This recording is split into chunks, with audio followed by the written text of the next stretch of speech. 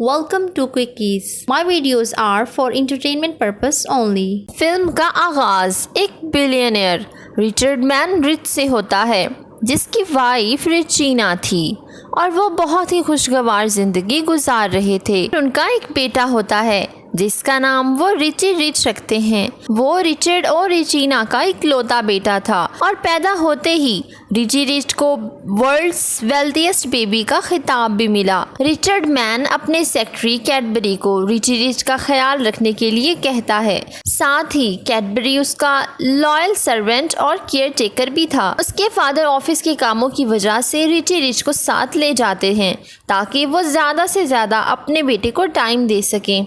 Richie rich के पास सब facilities थी और वह बड़े होकर अच्छा बेसबॉल प्लेयर बनना चाहता था, लेकिन उसे एक कमी हमेशा महसूस होती थी और वो ये कि उसके फ्रेंड्स नहीं थे और वह बेसबॉल कैडबरी के साथ ही खेलता था। उसके डैड एक यूनाइटेड टूल कंपनी को बैंकरप्ट होने से बचाते हैं और उस कंपनी की ओपनिंग के लिए वो रिचर्ड को बुलाते हैं, लेकिन रिचर्ड बिजी होता है तो इसलिए वो रिची रिच को भेज देता है। रिची रिच जब वहां जाता है तो उससे कुछ बच्चों का ग्रुप नजर आता है जो बेसबॉल खेल रहे थे। रिची रिच उनके पास जाने ही लगता है तो उसका बॉडीगार्ड उसे मना कर देता है और उसे हेलीकॉप्टर में बैठने को कहता है। इतने में उसका सेक्रेटरी कैडबरी आ जाता है और वो बॉडीगार्ड से कहता है, आइंदा तुमने ऐसे बात नहीं करनी, रिची रिच तुम्हारे बॉस हैं। अब रिची रिच जाता है तो उसे एहसास होता है कि एक चीज जो वो पैसों से नहीं खरीद सका वो है दोस्त। फिर वो घर जाता है और अपने डॉग डॉलर से मिलता है। जब उसके डैड बिजनेस ट्रिप से वापस आते हैं तो उसकी मॉम उन्हें अपना फैमिली पोर्ट्रेट दिखाती हैं। ये 10 फीट ऊंचा पहाड़ पर बना हुआ एक पोर्ट्रेट था। रिची अपने डैड से बात करता है लेकिन उसके डैड उसे इग्नोर कर देते हैं। रिची अपनी मॉम से इजाज़त लेता है ताकि वो अपने फ्रेंड्स को घर बुला सके। उसकी मॉम परमिशन दे देती हैं लेकिन सिर्फ स्कूल फ्रेंड्स के लिए, मगर रिची को तो अपने स्कूल फ्रेंड्स अच्छे ही नहीं लगते थे। इसके बाद वो अपना केमिस्ट्री का लेसन अटेम्प्ट करता है और उसके टीचर अपनी अमेजिंग इन्वेंशंस दिखाते हैं। इनका नाम प्रोफेसर कीन बीन था। प्रोफेसर कीन बीन उनका पर्सनल साइंटिस्ट भी था और रिची के फादर उससे फाइनेंस करते थे ताकि वो उनकी फैमिली के लिए अमेजिंग इन्वेंशंस बना सकें। अब सीन्स शिफ्ट होते हैं और दिखाया जाता है रात को वेंडो फाइनेंशियल कंपनी का चीफ उनके घर आता है जो कि एक बहुत ही लालची आदमी है। वो रिचर्ड से उनका बिजनेस छीनना चाहता है। रिची को वेंडो बिल्कुल भी पसंद नहीं, इसलिए वो उसके साथ डिनर नहीं करता। वेंडो उन्हें अपना सिक्योरिटी सिस्टम चेंज करने को कहता है तो रिचर्ड कहता है कि उसकी फैमिली की सारा वैल्यूएबल उनके फैमिली हॉल में पड़ा है। ये जानकर वेंडो क्यूरियस होने लगता है और रिचीना रिचर्ड को इशारा करती है कि वो मजीद डिटेल्स ना बताए। अब बताया जाता है कि रिची को अपने स्कूल फ्रेंड्स इसलिए अच्छे नहीं लगते क्योंकि वो हर वक्त पैसे की बात करते हैं। रिची को नॉर्मल किड्स की तरह रहना अच्छा लगता है जो कि इस स्टैंडर्ड के बच्चों को ये अलाउ नहीं। फिर वो उन्हें लो क्लास होने वाले बच्चों से मिलने ले जाते हैं। स्कूल के बाद रिची उन्हीं लो क्लास बच्चों के साथ मिलने जाता है ताकि वो उन्हें अपना फ्रेंड बना सके और उनके साथ खेल सके। वो बच्चे कहते हैं कि तुम्हें गरीबों वाले गेम्स क्यों आएंगे। रिची $10 की शर्त लगाता है। रिची को ग्लोरिया बॉल करवाती है और रिची एक बहुत ही शानदार हिट करता है और यूं वो जीत जाता है। ग्लोरिया उसे $10 देती है मगर रिची नहीं लेता बल्कि उन्हें अपने घर इनवाइट करता है, मगर ग्लोरिया साफ मना कर देती है। अब सीन्स शिफ्ट होते हैं और दिखाया जाता है रिचर्ड और उसकी फैमिली क्वीन एलिजाबेथ से मिलने जा रहे थे। ये लोग जो गिफ्ट लेकर जा रहे थे, वेंडो उस बॉडीगार्ड से मिलकर इन गिफ्ट्स में बॉम्ब रखवा देता है। रिची प्लान में जाकर बैठ जाता है मगर वो बिल्कुल भी खुश नहीं था। रिचीना ये चीज़ नोट करती है और इस बारे में कैडबरी से पूछती है। कैडबरी उसे सब कुछ बता देता है और रिचीना से कहता है, मुझे लगता है कि रिची को यहाँ ही रहना चाहिए। अब रिचीना उसे वापस घर भेज देती है। रिची ग्लोरिया और उसके फ्रेंड्स को घर पर इन्वाइट करता है। ग्लोरिया और उसके फ्रेंड्स घर देखकर बहुत हैरान थे क्योंकि घर बहुत ही बड़ा था। अब रिची उन्हें अपने घर में मैकडॉनल्ड दिखाता है और वो बहुत सारे बर्गर्स खाते हैं और गेम्स खेलते हैं। रिची का नाइस बिहेवियर देखकर उन्हें रिची अच्छा लगने लगता है। रिची उन्हें अपना रोलर कोस्टर भी दिखाता है जो उसके फादर ने उसे गिफ्ट किया था। ग्लोरिया के साथ उसकी मदर भी आई थी। कैडबरी उन्हें घर दिखाने लगता है। रिची बहुत इंजॉय कर रहा था। उनके जाने के बाद कैडबरी उसे अपने फादर के प्लेन मिसिंग होने के बारे में बताता है। उनके प्लेन में एक स्मेलिंग डिवाइस उस बॉम्ब को स्मेल कर लेती है। वो देखते हैं कि बॉम्ब ब्लास्ट होने वाला है और सिर्फ 7 सेकंड बचे हैं। रिचर्ड उस बम को बाहर फेंक देता है और वो प्लेन के विंग से टकरा जाता है और ब्लास्ट हो जाता है, मगर रिचर्ड और रेजिना सेफ थे। रिची ये सुनकर बहुत परेशान होता है और उन्हें डिवाइस के जरिए ढूंढने की कोशिश करता है, मगर उन्हें ट्रैक नहीं कर पाता। दूसरी तरफ वैंडो समझता है कि वो सब मर चुके और वो रिच कंपनी को बॉस की तरह डील करता है।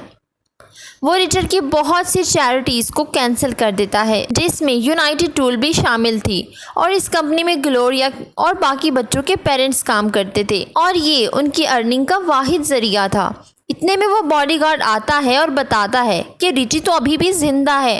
वेंडो कहता है कि मसले की कोई बात नहीं, मैं उसे भी अपने रास्ते से हटा दूंगा।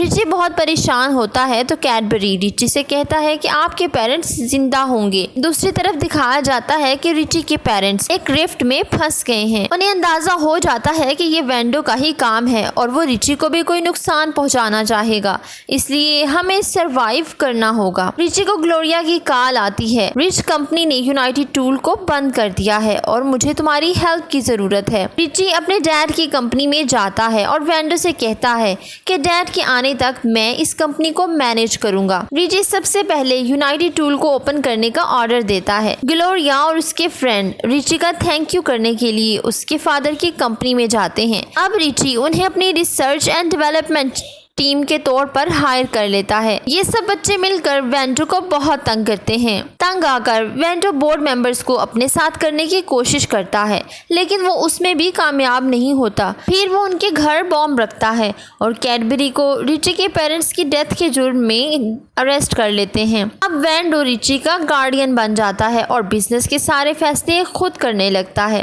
वो घर में हर जगह कैमरास लगा देता है। अब रिची रिच कैडबरी के बगैर बहुत वीक हो गया था और उसे अपना ही घर जेल लग रहा था। अब वेंडो उस बॉडीगार्ड से फैमिली वॉल के बारे में पूछता है, लेकिन उसे इस बारे में कुछ भी पता नहीं था।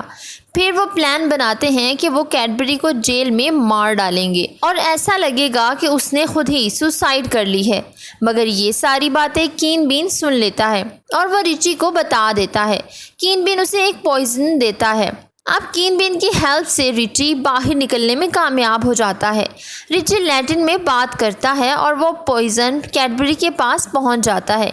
इतने में एक आदमी उसे मारने के लिए आ चुका था। अब कैडबरी उसी को मार देता है और फिर वो बाहर आ जाता है और आकर रिची से मिलता है।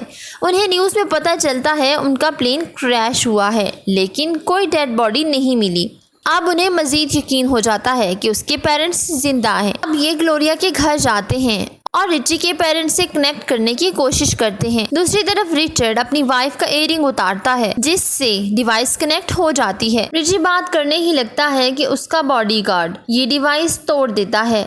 वेंडो को जब पता चलता है कि वो दोनों जिंदा हैं तो वो खुश होता है, क्योंकि कीन बीन ने उसे बताया था फैमिली वॉल सिर्फ उनकी आवाज़ से ही खुलेगा। वेंडो उन्हें किडनैप करवा के अपने पास ले आता है। अब रिची और उसके फ्रेंड कीन बीन से एक पॉइजन लेकर वाटरफॉल में डाल देते हैं, जिससे सारे गार्ड्स उसे ही संभालने में लग जाते हैं और वो रिची के कमरे में पहुंच जाते हैं।